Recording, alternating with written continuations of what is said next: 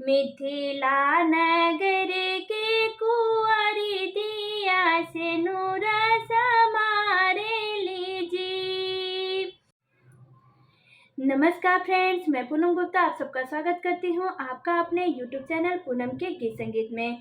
Friends, मैं आज एक विवाह गीत प्रस्तुत करने जा रही हूँ। अगर आपको हमारा यह गीत पसंद आए तो आप हमारे चैनल को सब्सक्राइब करें, लाइक करें और कमेंट में ज़रूर बताएं कि आपको हमारा यह गीत कैसा लगा।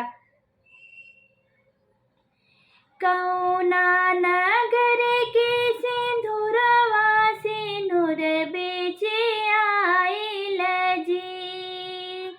कौना नगर के सिंदूरवा सिंदूर बेचे आइल जी। कौना नगर के सुहागिन दिया सिंदूर संभारे लीजिए। कौना नगर के कुंवारी दिया सिंदूर संभारे लीजिए। अवध नगर के सिंदूरिया सिंदूर बेचे आइल जी। अवध नगर के सिंदूरिया सिंदूर बेचे आइल जी।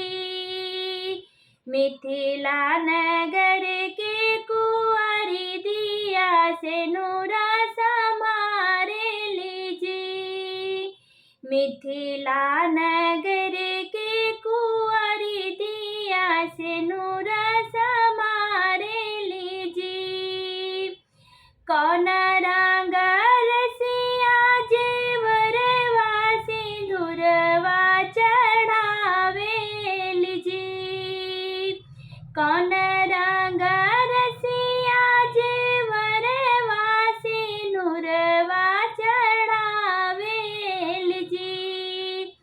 कौन दिया बड़ी सुकुमारी की सिंदूर संभारे लीजिए। कौन दिया बड़ी सुकुमारी की सिंदूर संभारे लीजिए।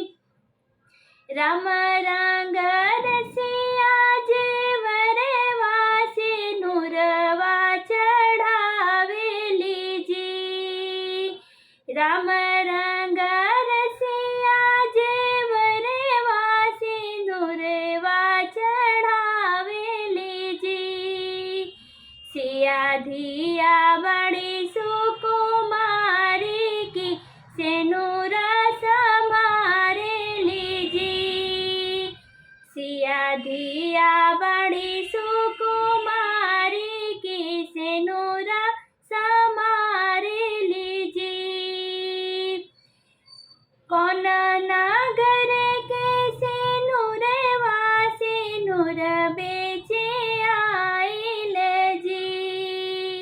कौना नगर के कुंवारी दिया सिंदूर संभारे लीजिए। कौना नगर